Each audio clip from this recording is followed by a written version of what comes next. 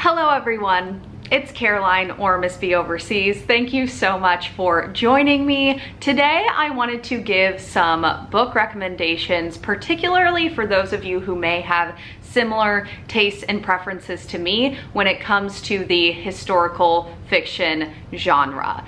If you're anything like me when it comes to the genre, it's not something that is a go-to for you. I know that I don't find myself seeking out books because they are historical fiction, but there has definitely been books within the genre that I have read and loved, and then on the other hand, there has been books from the genre that I have read and not loved. And the more that I read within the genre, the more that I think I'm able to nail down my tastes and preferences, particularly with what I dislike within the genre. When you think about the big or popular or critically acclaimed books within the genre, I know that what comes to mind for me are things like The Nightingale or All the Light We Cannot See or even Outlander. They are these very expansive and dramatized accounts centering around a big historical event, most of the time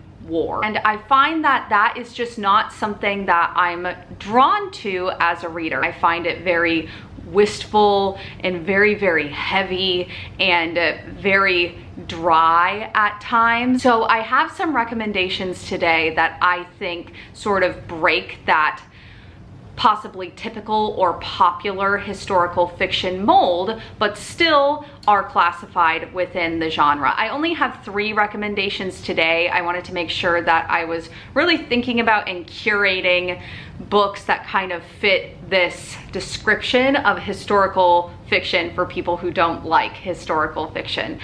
So I have a middle grade and a young adult and an adult. I will leave chapter markers in the description below if you would like to skip to the section that maybe you are most interested in. I think that I'm going to start with my middle grade recommendation, which is Wolf Hollow by Lauren Wolk. The time and history that this takes place during is at the beginning of World War II. However, don't leave just yet. While this takes place during the time period, I do not think that it is about World War II. This is a coming of age story told through the eyes of our young main character. Her life is kind of severely impacted when this other young girl moves into town named Betty, who the main character ends up referring to as the girl with the dark heart. Betty is a bully, and the main character faces a lot of abuse, both verbal and emotional and physical, from this girl with the dark heart. The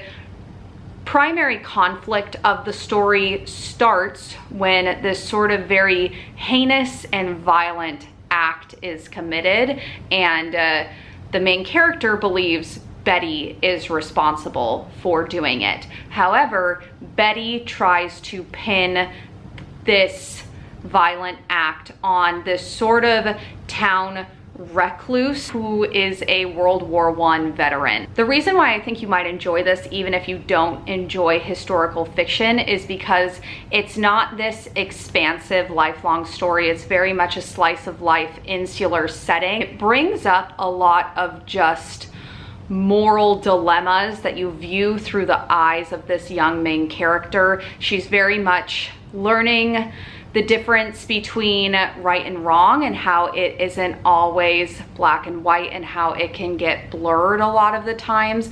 What I also think this does that I don't think a whole lot of middle grades do is that this bully character does not get the typical redemption arc that you may see in a lot of other middle grades. And the author does a really good job at putting you in the shoes of all of the characters and make you think about what you would do in these very difficult situations that are posed throughout the story. So my next book recommendation is going to be my young adult book recommendation, which is A Very Large Expanse of Sea by Tahereh Mafi. Now, this takes place more in recent history, but I would still classify it as historical fiction. We're following a young Muslim teenage girl who wears hijab, and the prejudice and the hate that she experiences attending school after the events of 9/11. In the book, the main character develops this relationship with the sort of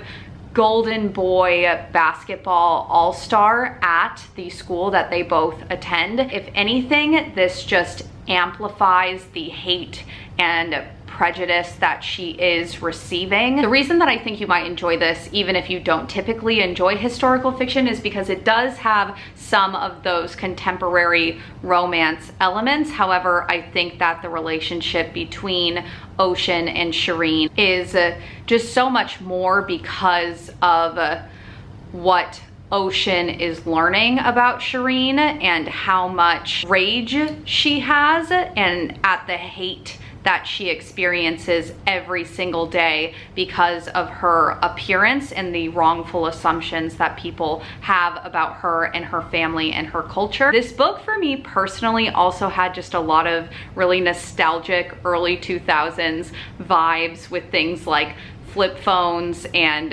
trying to sneak out without your parents knowing and staying up really late talking on the phone really quietly, making sure that your parents don't find out. The main character in this book is also a break dancer. She's on a breakdancing crew with her brother, and I really think that that added to the whole early 2000s vibe that the story gave off. I know that a lot of this was based off of real life experiences that Tahereh Mafi had as a young girl, and I think that's very evident in the writing. It's very real, extremely raw, and the romance in this book, while it is all-consuming and just hurts, I think that Mafi really uses that as a way to show just the amount of hate that a young girl living in this time period who wears hijab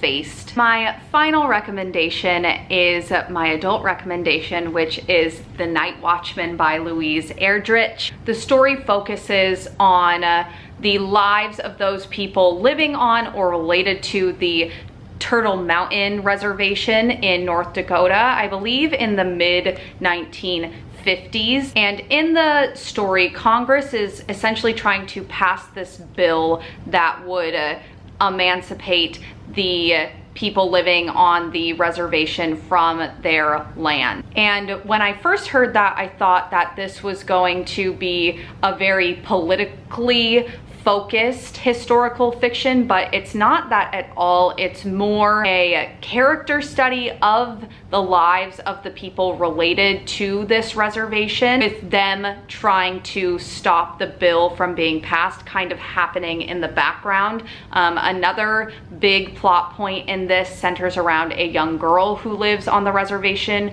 who is trying to find her sister who has disappeared after moving into the city. The reason why I think you might enjoy this, even if you don't typically enjoy historical fiction, is kind of actually similar to Wolf Hollow. This is very much not an expansive story. It's very insular. Writing is brilliant, and the author does not shy away from giving you the thoughts of every single character in the book, no matter how small. And I think that's another thing that maybe a lot of historical fiction does, is that you're really getting only, you know, 1 to 2 characters' perspectives, and in this you really get a deep dive into multiple characters' perspectives. I think that the author also does a really great job at including those sort of nostalgic 50s elements with saddle shoes and homecoming parades. However, I think that the author was very intentional in the depiction of how American Indians are treated in this time in history, in showing how it has not changed to this day. Still, the American government is trying to rob indigenous people of their land, and still there is a alarming disappearance of indigenous women and just an extreme display of apathy. So even though these events are occurring at this time in history, a lot of them could have just as easily been events that occurred today. So those are all of my recommendations for historical fiction books for those of you who may not always enjoy the historical fiction genre. I hope that you maybe found a book that you want to pick up. As always, have a great day. Goodbye.